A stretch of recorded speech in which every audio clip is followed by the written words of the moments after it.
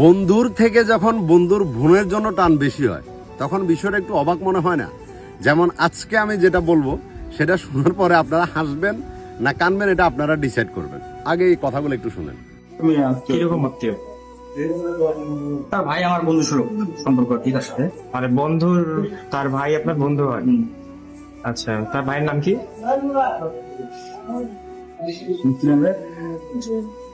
জুয়েল। আপনার তো বন্ধু, আপনি আপনার বন্ধুর নাম জানেন না? না সেরকম ভাবে তো ভাই জানা। আচ্ছা আচ্ছা।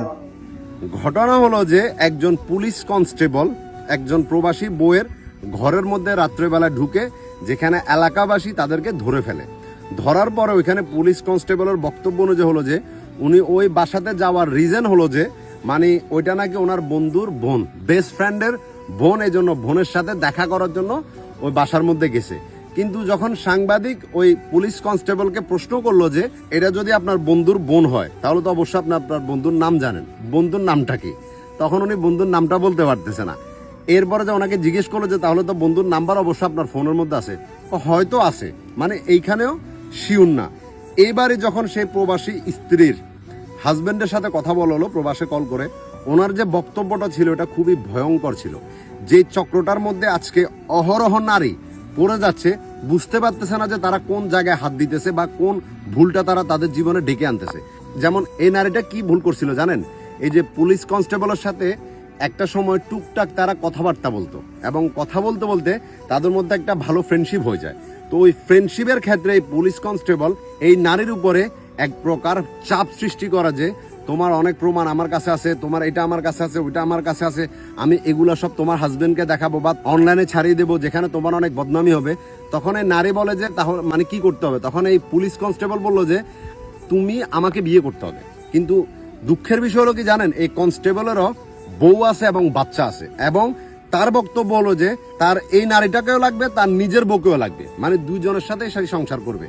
কিন্তু এই প্রবাসীর স্ত্রী যখন এই ফাঁদে পড়ে গেছিল তখন সে একটা বুদ্ধিমানে কাম করছে যে ভয় না পেয়ে নিজের হাজবেন্ডের কাছে সব কথা স্বীকার করছিল যে এমনি এমনি আমাকে একটা পুলিশ মানে ব্ল্যাকমেল করতেছে বা আমার উপর অনেক বেশি প্রেশার আনতেছে, আমি একটা ভুল করছি এবং আমি চাই যে এখান থেকে বের হতে।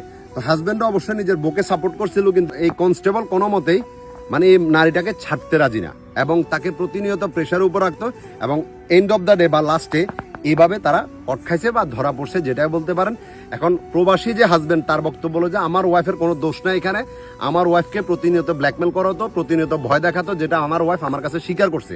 এবং এই কনস্টেবলের সাথে আমার নিজেরও অনেক ঝগড়া হয়েছে, অনেক কথা হয়েছে, কিন্তু এই কনস্টেবলের একটা কথা যে আমার বউকেও তার লাগবে, তার নিজের বউ তার লাগবে, মানে বুঝতেছেন? তো আসলে বর্তমানে সরকারি চাকরিজীবী অনেক ডিফেন্সের লোক আছে, আমি বলবো না যে সবাই, অনেক লোক আছে নিজের যে একটা স্থান বা নিজের একটা চাকরি এইটাকে এমন ভাবে ব্যবহার করতেছে যেটা এই সমাজের জন্য ভবিষ্যতে অনেক ভয়ঙ্কর একটা রূপ নিয়ে আসবে। তো এটার জন্য একটা ভালো কঠিনতম শাস্তি যাতে আমাদের বাংলাদেশ সরকার দে। আর পরকীয় জিনিসটাতে যারা জড়াইতেছেন বা যারা চিন্তা করতেছেন যে আপনি জাস্ট কথা বলবেন, ফ্রেন্ডশিপ রাখবেন, বিশ্বাস করেন আপনি এমনভাবে একটা ফাঁদের মধ্যে পড়ে যাবেন, আপনি চাইলে ওইখান থেকে বের হতে পারবেন না। তো ওইখান থেকে বের হওয়ারও কি দরকার আপনার? ওইরকম পরপুরুষের সাথে কথাও বলা কি দরকার? একটা জিনিস সর্বদা মনে রাখবেন, একজন নারীকে যদি নিঃস্বার্থভাবে কোনো পুরুষ ভালোবাসে, ওইখানে শুধু আপনি চারজন পুরুষকে দেখবেন।